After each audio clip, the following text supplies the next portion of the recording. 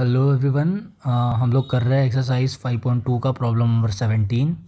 ठीक है, तो क्या दे रखा है उन्होंने, बोल रहे कि find the 28 term from the last term. ठीक है, मतलब पीछे से जो 28 टर्म है एपी का वो निकालना है, अगर एपी इस टाइप से दिया हुआ है तो अगर फॉरवर्ड डायरेक्शन में अगर एपी मतलब फॉरवर्ड डायरेक्शन में अगर कोई सीरीज़ एपी में है तो वो सेम सीरीज़ ना रिवर्स डायरेक्शन में भी एपी में ही होगी। ठीक है, तो उसका कॉमन मतलब वो क्या करना है सबसे पहले, तो जब उसने पीछे से लास्ट टर्म निकालने के लिए बोला है तो हम क्या करते हैं, जैसे हमारा एपी दिया है उन्होंने that is 3, 8, 13 so on till 253, तो इसको क्या करते हैं ना रिवर्स करके लिख देते हैं। ठीक है, तो ये हो जाएगा हमारा 253 dot dot dot dot dot, फिर आएगा 13, फिर आएगा 8, फिर आएगा 3। ठीक है,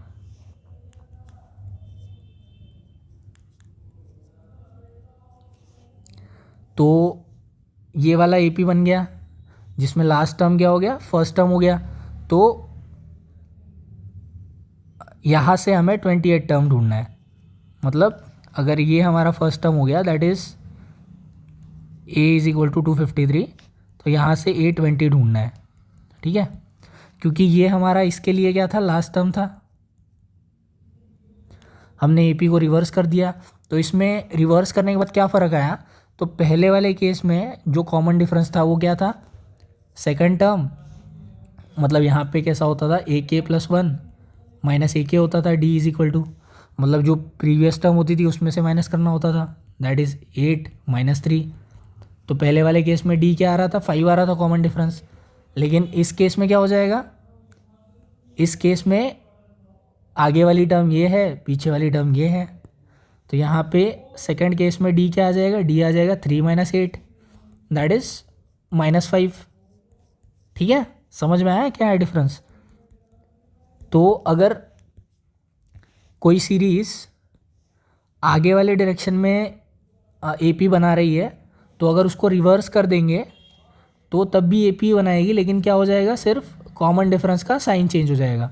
तो अगर इधर +5 था तो सीरीज़ को रिवर्स करने के बाद -5 हो जाएगा। ठीक है, तो हमने ऐसा क्यों किया, क्योंकि 28 टर्म लास्ट से निकालना इस केस में ज़्यादा सिंपल हो जाता है एज़ कम्पेयर टू दिस।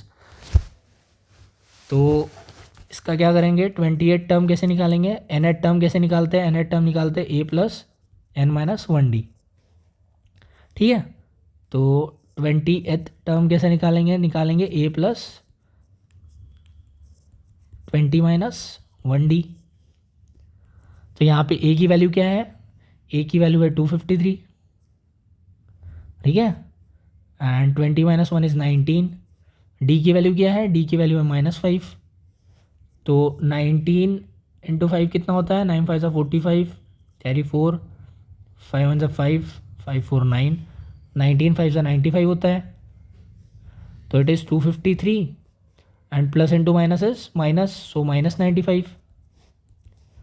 तो 253 में से 95 अगर माइनस करते हैं तो क्या आ जाएगा, 13 में से 5 गए 8, 14 में से 9 गए 5, 1, तो it is 158।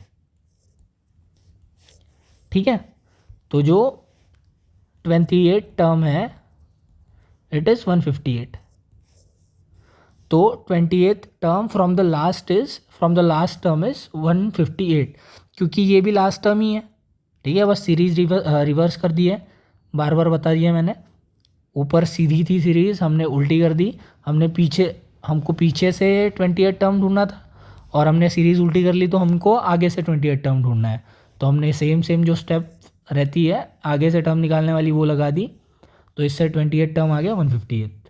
I hope it is clear to you. ठीक है।